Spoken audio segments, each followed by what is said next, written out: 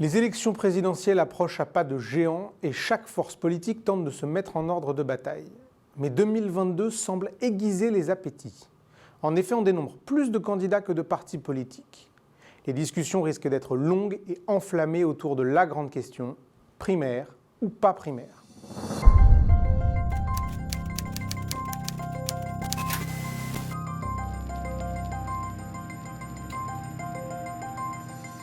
Emmanuel Macron, s'il ne s'est pas encore déclaré officiellement candidat, a déjà reçu le soutien officiel de son ancien Premier ministre, Édouard Philippe. Marine Le Pen n'a laissé le choix à personne et vient de se lancer officiellement dans la course. Même chose pour Jean-Luc Mélenchon, qui a déjà commencé à communiquer sur sa loi d'urgence sociale. En revanche, ça se complique pour la droite et pour la gauche. Les candidatures se multiplient et le débat autour de l'organisation de primaires ne cesse de grandir. Du côté de la gauche, Anne Hidalgo s'est officiellement lancée dans la course au nom du Parti socialiste. Une primaire devrait d'ailleurs être organisée par le parti, mais on ne sait toujours pas qui acceptera d'y participer.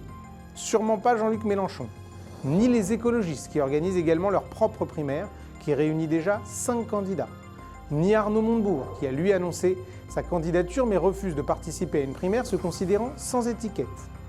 De son côté, Fabien Roussel est candidat pour le Parti communiste, Philippe Poutou pour le NPA et Nathalie Arthaud pour Lutte ouvrière. Ce n'est pas fini. Le collectif Rencontre des Justices a initié une primaire populaire des gauches qui a déjà réuni plus de 83 000 inscrits et qui plébiscite pour le moment Christiane Taubira, ancienne garde des Sceaux, et François Ruffin, député La France Insoumise. Comment la gauche arrivera-t-elle à départager toutes ces candidatures? Et assisterons-nous finalement à une primaire ouverte de toutes les gauches? La situation n'est guère plus simple à droite. Déjà 5 candidats se sont déclarés officiellement, mais un refuse toujours l'idée d'une primaire. Valérie Pécresse, Michel Barnier, Éric Ciotti et Philippe Juvin sont candidats à la primaire de la droite organisée par les Républicains. Xavier Bertrand est lui aussi candidat pour la droite, mais refuse toujours de se plier au jeu de la primaire.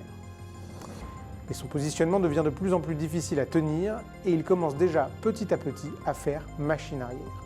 Il refuse toujours l'idée d'une primaire en façade, mais dans le même temps il déclare qu'il s'engage à ce qu'il n'y ait qu'un seul candidat de droite pour l'élection présidentielle.